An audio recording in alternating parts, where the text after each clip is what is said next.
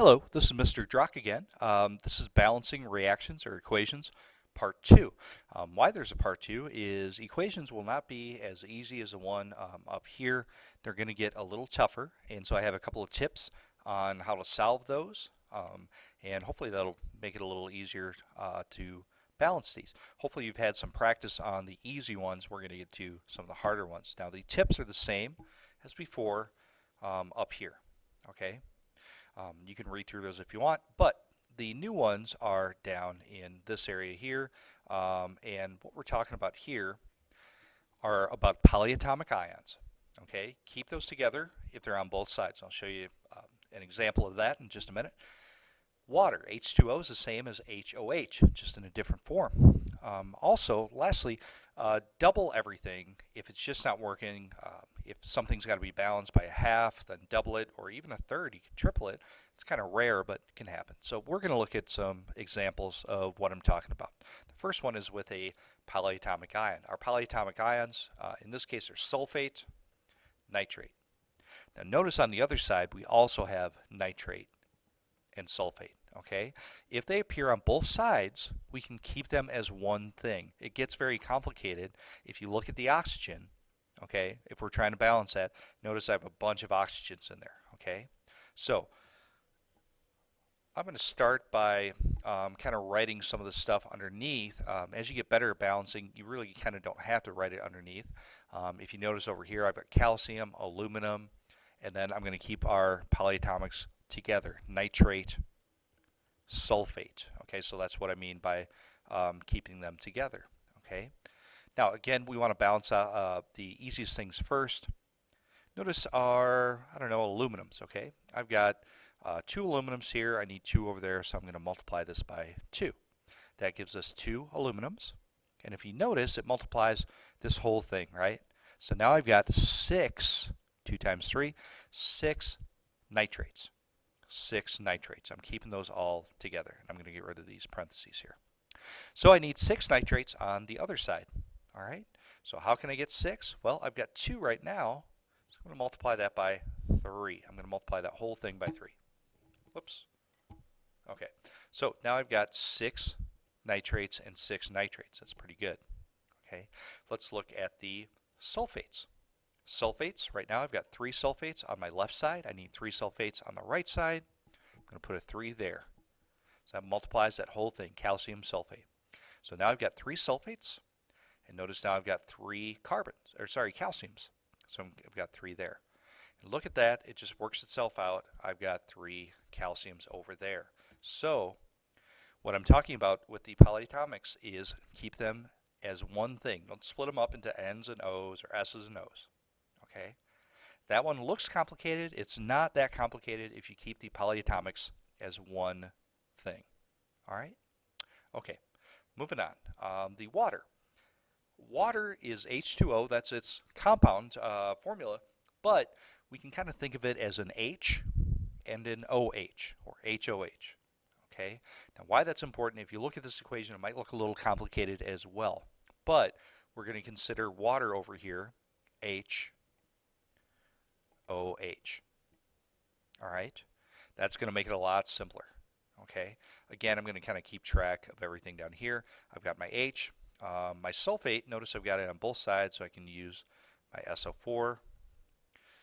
Over here, my H, SO4, and then I've got aluminum and OH. So I split up my water into H and OH. All right. Okay. So I've got 2 hydrogens over on the left side. I need 2 hydrogens over on the right side. Now it looks like I've got 2, and I do, but really I'm just talking about this hydrogen right here. I need to put a 2 there to get my 2 H's. Okay, that also multiplies my OH. Now I've got 2 OH's over there. All right.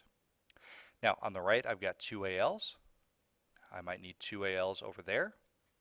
If you notice, how many OH's do I have now? Well, I've got 6, right? 2 times 3 is 6. Got 2 AL's, got 1 SO4. Okay, I may need to get my SO4s correct. If you notice on the right side, I've got 3 SO4s. So I might need to put a 3 over here. So now I've got 3 SO4s, and notice how many H's. I've got 6 H's. How can I get 6 H's over here? Well, I'm going to erase my 2 and put a 6. If you notice now, I've got 6 H's, 6 OH's, and everything is balanced.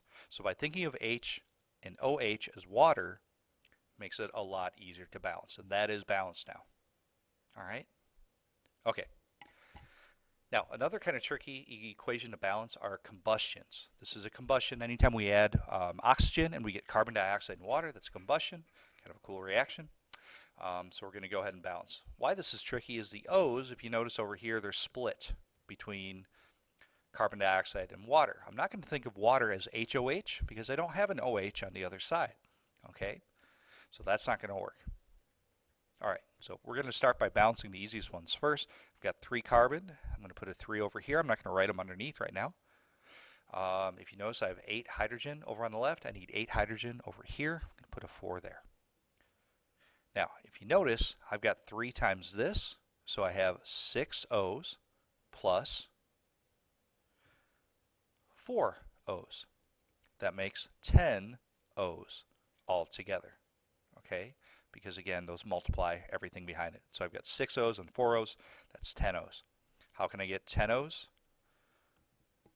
over on the right side? Well, just going to add a 5 right here. Okay, and again, I don't need to really put a 1 here. You might have to do that in the quiz, but not for our purposes. So that is a balanced combustion.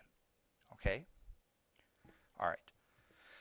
Now, the last equation, you can go ahead and write this down real quick while I'm talking about it. We've got C4, that's butane, as in like a butane lighter, plus oxygen, combustion, we get CO2 and water. And this is what I'm talking about where it's just not going to work out quite right. And I'll show you what I'm talking about here. We're going to start with the carbons. I've got 4 carbons. I need 4 carbons. 10 hydrogens, so I'm going to put a 5 over here. Let's add up our O's. Here I've got 8 O's. And I've got 5 O's. That equals 13 O's, right? Now, what number could I put right there to get 13 O's? Well, you might think 6.5. Well, 6.5, we really can't do that. It's got to be in the lowest whole number ratio, right? So instead, what we're going to do is we're going to double everything. And I do mean everything, okay? So instead of a 4, I'm going to erase that. I'm going to double that. We're going to make it 8. Instead of a 5, we're going to make that 10. Over here, if you remember, that was a 1, right? I'm going to double that and make it 2. So if you notice, I've got 8 carbons, 8 carbons. I've got 20 hydrogens, 20 hydrogens. And now let's take a look at the O's. Now instead of 8 O's, I've got 16 O's. And instead of 5, I've got, I'll go ahead and erase that, and I've got 10 O's. So how many O's is that? 16 and 10? Well, that's 26 oxygen. Now I can balance it, right? 26 oxygen, how do I get 26 over here? Well, I'm going to put a 13. And that might look a little weird to have a 13 in there, but that is what balances our equation for a combustion of butane. All right? Again, make sure at the end I always check, is everything in a whole number ratio? Can I divide that?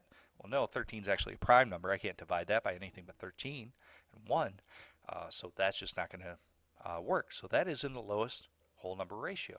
Okay? All right. That is basically it for balancing part 2. A little tougher reactions. But again, if you keep at it and you keep track, there's no reaction that you really can't balance. So keep at it. Give it a try. I'll talk to you later.